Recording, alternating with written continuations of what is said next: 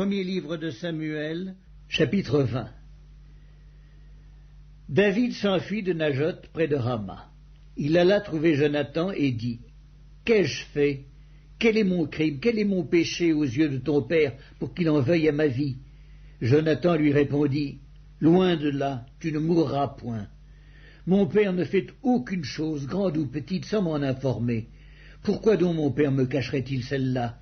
Il n'en est rien. » David dit encore, en jurant : « Ton père sait bien que j'ai trouvé grâce à tes yeux. » Et il aura dit : « Que Jonathan ne le sache pas, cela lui ferait de la peine. Mais l'Éternel est vivant et ton âme est vivante, il n'y a qu'un pas entre moi et la mort. » Jonathan dit à David : « Je ferai pour toi ce que tu voudras. » Et David lui répondit : « Voici, c'est demain la nouvelle lune, et je devrais m'asseoir avec le roi pour manger. Laisse-moi aller, et je me cacherai dans les champs jusqu'au soir du 3e jour. Si ton père remarque mon absence, tu diras : David m'a prié de lui laisser faire une course à Bethléem, sa ville, parce qu'il y a pour toute la famille un sacrifice annuel. Et s'il dit : c'est bien, ton serviteur alors n'a rien à craindre. Mais si la colère s'empare de lui, sache que le mal est résolu de sa part. Montre donc ton affection pour ton serviteur, puisque tu as fait avec ton serviteur une alliance devant l'Éternel. Et s'il y a quelque crime en moi, ôte-moi la vie toi-même, car pourquoi me mènerais-tu jusqu'à ton père ?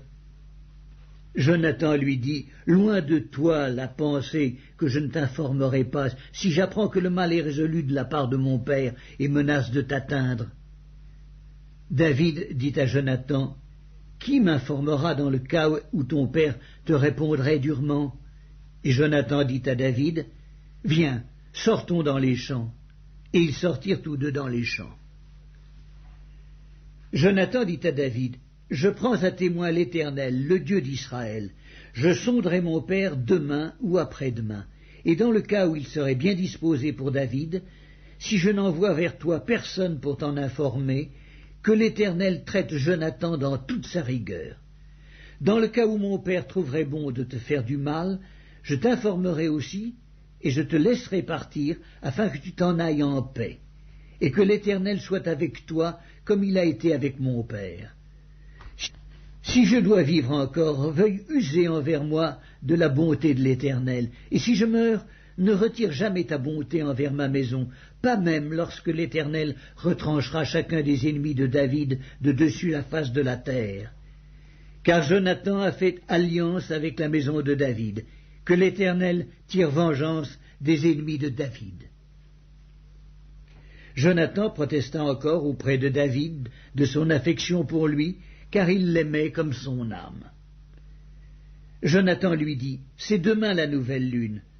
On remarquera ton absence, car ta place sera vide. Tu descendras le 3e jour jusqu'au fond du lieu où tu t'étais caché le jour de l'affaire, et tu resteras près de la pierre des ailes. Je tirerai 3 flèches du côté de la pierre, comme si je visais à un but. Et voici, j'enverrai un jeune homme, et je lui dirai : Va, trouve les flèches. Si je lui dis : Voici, les flèches sont en deçà de toi, prends-les, alors viens, car il y a paix pour toi, et tu n'as rien à craindre. L'Éternel est vivant. Mais si je dis au jeune homme : Voici, les flèches sont au-delà de toi, alors va-t'en, car l'Éternel te renvoie. L'Éternel est à jamais témoin de la parole que nous nous sommes donnée l'un à l'autre. » David se cacha dans les champs, c'était la nouvelle lune, et le roi prit place au festin pour manger. Le roi s'assit comme à l'ordinaire sur son siège contre la paroi. Jonathan se leva, et Abner s'assit à côté de Saül. Mais la place de David resta vide. Saül ne dit rien ce jour-là, car, pensa-t-il, c'est par hasard. Il n'est pas pur, certainement il n'est pas pur. Le lendemain, second jour de la nouvelle lune, la place de David était encore vide. Et Saül dit à Jonathan son fils : « Pourquoi le fils d'Isaïe n'a-t-il pas paru au repas ni hier ni aujourd'hui ?» Jonathan répondit à Saül : « David m'a demandé la permission d'aller à Bethléem. Il a dit, « Laisse-moi aller, je te prie, car nous avons dans la ville un sacrifice de famille, et mon frère me l'a fait savoir. Si donc j'ai trouvé grâce à tes yeux, permets que j'aille en hâte voir mes frères. C'est pour cela qu'il n'est point venu à la table du roi. » Alors la colère de Saül s'enflamma contre Jonathan, et il lui dit, « Fils pervers et rebelle, ne sais-je pas que tu as pour ami le fils d'Isaïe, à ta honte et à la honte de ta mère? Car aussi longtemps que le fils d'Isaïe sera vivant sur la terre, il n'y aura point de sécurité, ni pour toi, ni pour ta royauté. Et maintenant envoie-le chercher, et qu'on me l'amène, car il est digne de mort. » Jonathan répondit à Saül son père, et lui dit, « Pourquoi le ferait-on mourir? Qu'a-t-il fait ?» Et Saül dirigea sa lance contre lui pour le frapper. Jonathan comprit que c'était chose résolue chez son père que de faire mourir David. Il se leva de table dans une ardente colère, et ne participa point au repas le second jour de la nouvelle lune, car il était affligé à cause de David, parce que son père l'avait outragé.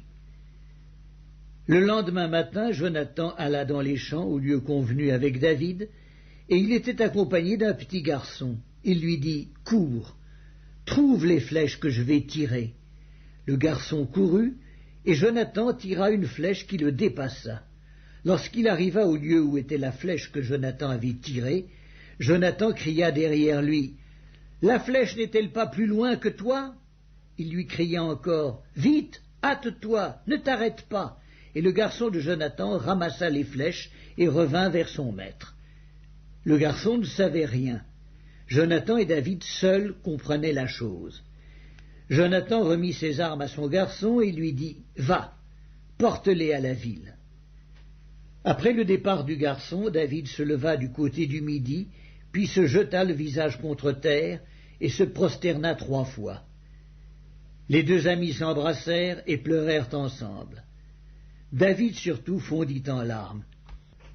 Et Jonathan dit à David, « Va en paix, maintenant que nous avons juré l'un et l'autre au nom de l'Éternel, en disant que l'Éternel soit à jamais entre moi et toi, entre ma postérité et ta postérité. » David se leva et s'en alla, et Jonathan rentra dans la ville.